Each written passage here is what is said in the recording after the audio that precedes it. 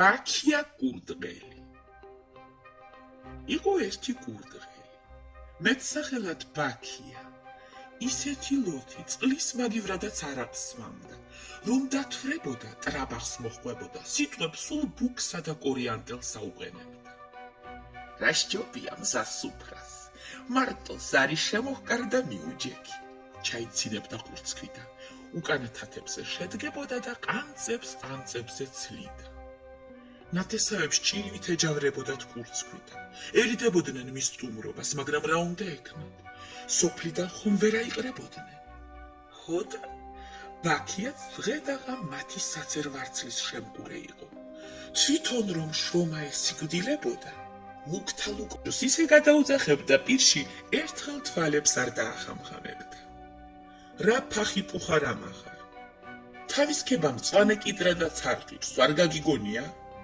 როგორ ფიქრობ, განაჩვენ არ ვიცით რა შვილიც აბძანდები? ეუბნებოდნენ თავისიანები, მაგრამ საქმეში ხართ. მწვანე კიდრის ხსენებაზე ისევ კომბოსტო ელანდებოდა და ისე მოჰყვებოდა ტრაბახსა და გვეხნას. ეგ რომ შინაურებში ბაქი ბუქობს, აბა ერთი გარეთ ნახეთ რა ვაშკაცია. ფოთოლი რა არის, ფოთოლის გაფაჩუნებაზეც კი სული ელევა. შინ მამაცი გარეთ მხთალიო, სწორედ მაგაზეა ნათქვამი, ამბობდნენ კურდღლის ნათესავები ერთმანეთში. აი, ერთხელაც მიდის მთვრალი ცანცარა გზაზე. მიდის და თან რაც ძალი დაღონი აქვს გაჰკივის.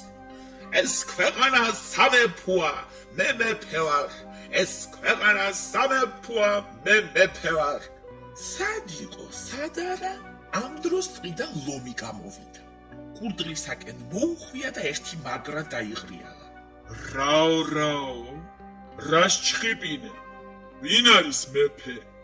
შენ ახარ მეფე? საცუდავად შეჰკილა ცანცარამ და მთელ ტანში ცხროებამ დაუვარა. აი, შელაჩარო, კომბოსტო წიწკნია. აკიწეღან შენ იყავ მეფე. მოემზადე, ახლავე უნდა შეგსანსლო. დაუმატა თახტახა ლომმა და მადაზე მოსულმა ბარე მუშტისოდენა ნერწყვი გადაყლაპა. ნადირთა დიდებულო მეფე, რა იქნება ცოტა დამაცადო, ჯერ გამოუფრთხილდე, თორემ თუ ასე შემჭამე, რაგემო უნდა ჩამატანო მთვრალს. არაყისური დაგბნეც და ხომ ისევ შენ გაიტანჯები. აზლუქუნდა საცოდარი ყურცქვითა. ხმა გაიგმიდე, თავს ნუ მაბრალებ, ახლავე აქ მოეთრიე. დაუყირა ლომმა და ის იყო წინატორები დასწრა, რომ ამ დროს ტყიდან მომავალი ვეფხვი დაინახა. თითქოს ლომი არც კი შეუმჩნევია, ვეფხვი ცანცარასთან მივიდა და უთხრა. ახლავე მოემზადე, უნდა ჩაგახრამუნო. გინდა მგელს შეუჭამივარ, გინდა მგლისფერ ძაღლსო, გაახსენდა ანდაზა ორცეც შუა მოქცეულ კურდღელს. შიშისაგან ფერდები ჩაუვარდა და ერთ ადგილზე გაიყინა. ლომი ჯერ დაიბნა, მერე გონს მოვიდა და დაუპატიჟებელ მოკიშპეს დაუბრღვირა. რას მიხქარა? ვერა ხედავ, შენზე წინ მოვედი და ახლა გინდა გემრიელის ჰადილი დამაკარგვინო.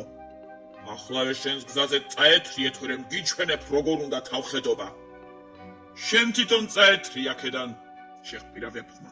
თვალები მრისხანედ დააბრიალა და ზურგის ბალანი ამაყად წამოშალა. უცებ, ლომი და ვეფხვი ერთმანეთს დაეტაგნენ.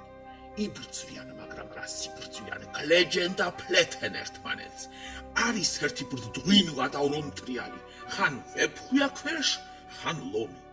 კურდღელი კი უყურებს და უხარია, თან ისე დაბნეულია, გაქცევასაც ვერ ახერხებს. არა, ფეხსაც არ მოვიცვლი აქედან, სეიქს უნდა უყურო. აბა, გაქცევა როგორ მეკადრება, მე ხომ მეფე ვარ, თქვა ყურცქვითამ, იქვე ბუჩქთან ჩაიცუცყა და ულვაშები გადაიპრიხა.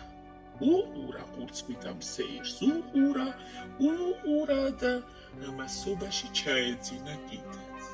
როცა გათენდა, გამოიღუძა კურდღელს, დააჭრიდა თვალები და რას ხედავს? იქვე ბორცვზე ლომი და ვეფხვი უსულოდ გაშოტილან.